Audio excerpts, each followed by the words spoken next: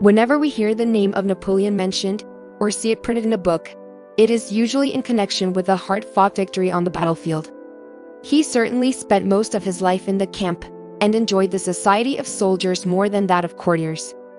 The thunder of guns, the charge of cavalry, and the flash of bayonets as they glittered in the sun, appealed to him with much the same force as music to more ordinary folk. Indeed, he himself tells us that the cries of the dying, the tears of the hopeless, surrounded my cradle from the moment of my birth. Letizia Bonaparte, Napoleon's mother, was as beautiful as she was energetic, and her famous son never allowed anyone to speak ill of her. "My excellent mother," said he, not long before his death, "is a woman of courage and of great talent. She is capable of doing everything for me," and he added that the high position which he attained was due largely to the careful way in which she brought him up.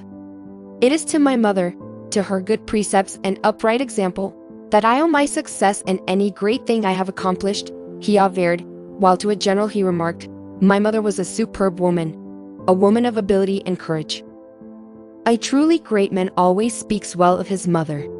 Napoleon was Letizia's fourth child, to having died in infancy, while Joseph, the surviving son, was still unable to toddle when the latest addition to the family was in his cradle. His father was a happy-go-lucky kind of man of good ancestry, a lawyer by profession, who on the landing of the French had resigned the pen for the sword. He enlisted in the army raised by Pascal Paoli to defend the island, for the Corsicans were then a very warlike people and much sought after as soldiers, and it is supposed by some that he acted as Paoli's secretary. It is certain that the patriots showed him marked favor, which was never repaid. When Paoli and his loyal band were forced to make their escape to the hospitable shores of England, Charles Bonaparte meekly accepted the pardon offered to those who would lay down their arms and acknowledge Louis X of France as their king. After events proved the wisdom of his choice, but scarcely justified his action. The house in which the Bonaparte family lived at Ajaccio is still standing, but has been patched up and repaired so frequently that probably little of the original fabric remains. It now belongs to the ex-Empress Eugenie, the consort of Napoleon's ill-fated nephew, who is known to history as Napoleon III. You would not call it a mansion, and yet it contains a spacious ballroom, a large square drawing room, Charles Bonaparte's study, a dining room, a nursery, several bedrooms, and a dressing room. Some of the old furniture is left, namely the Chippendale sofa on which the future emperor was born, his mother's spinet, and his father's desk. There is also a little etching of Napoleon on horseback by the late Prince Imperial, and one or two statuettes and portraits. In the town hall nearby is a picture of Letizia which testifies to her good looks. She was known as the Beauty of Ajaccio. As a child, Napoleon was impetuous, self-confident, and apt to be bad-tempered. If a playmate did something which displeased him, the culprit was rewarded with kicks, bites, and scratches.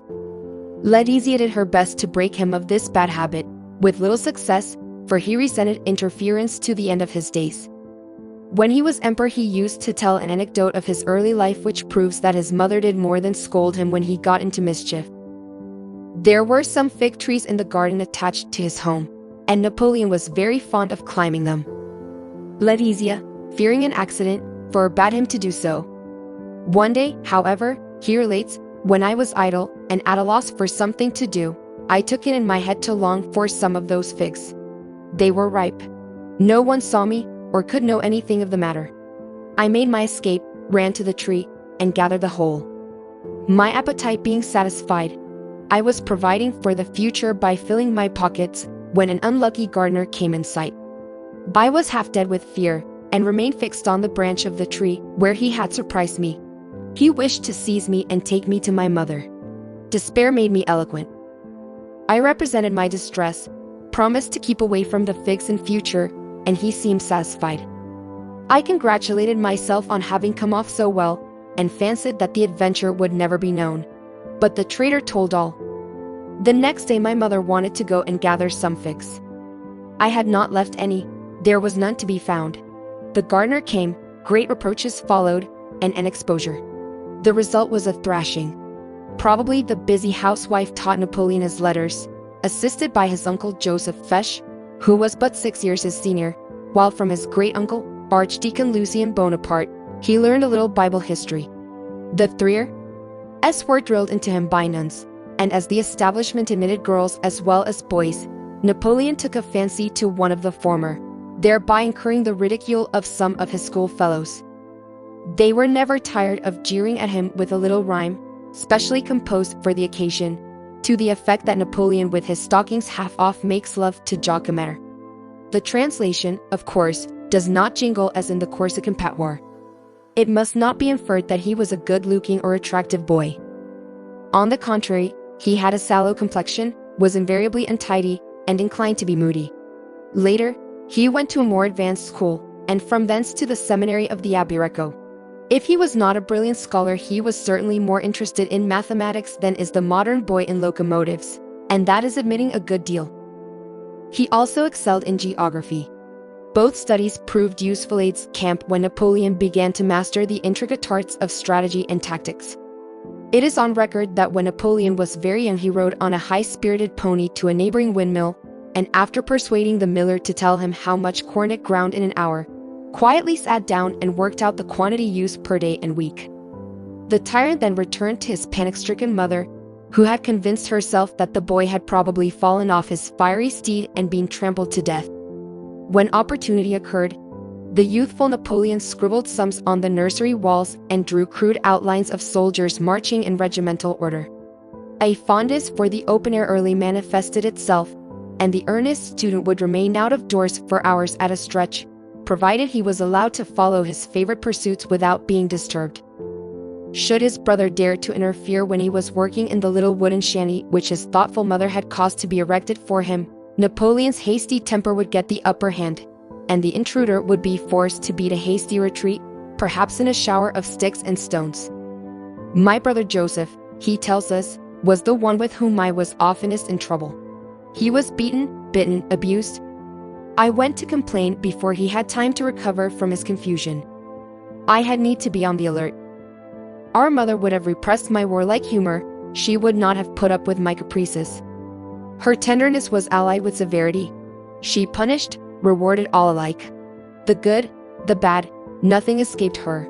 My father, a man of sense, but too fond of pleasure to pay much attention to our infancy, sometimes attempted to excuse our faults. Let them alone, she replied. It is not your business, it is I who must look after them. She did, indeed, watch over us with a solicitude unexampled. Every low sentiment, every ungenerous affection was discouraged. She suffered nothing but what was good and elevated to take root in our youthful understandings. She abhorred falsehood, was provoked by disobedience. She passed over none of our faults. Napoleon's father had no difficulty in deciding what profession to choose for his second son. As for Joseph, he determined that he should enter the priesthood. Napoleon was positive his brother would make a good bishop, and said so. In this matter of settling the life work of his boys, Charles Bonaparte was helped by the kindly disposed Marbeuf, one of the two French commissioners appointed by the king to govern Corsica, who frequently visited the house in the Rue Charles. Napoleon, although only 9 years old, was now about to enter a larger world, to have an opportunity to appreciate the benefits of education on sounder lines, and to tread the soil of the country which received him as a humble pensioner of the king, and elevated him 25 years later to the imperial throne.